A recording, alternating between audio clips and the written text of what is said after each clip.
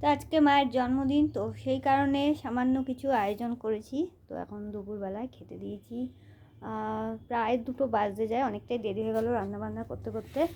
তো সামান্য কিছু আয়োজন, ভাত হয়েছে আর এখানে 5 রকমের ভাজা আছে।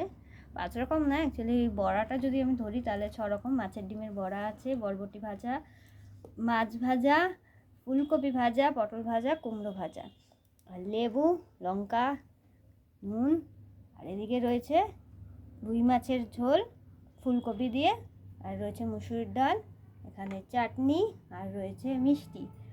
আর পাঁপড় আনতে ভুলে গেছি পাঁপড় আনতে ভুলে গেছি, যাই মানে সেই কারণে আর কি পাঁপড়টা হয়নি। তো এই হচ্ছে সামান্য আয়োজন, এখন খাওয়া দাওয়া হবে।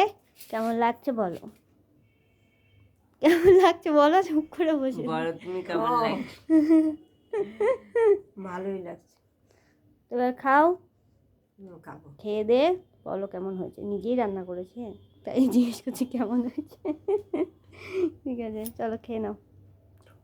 এই আর একটা সুইচে চাপ দিও তো।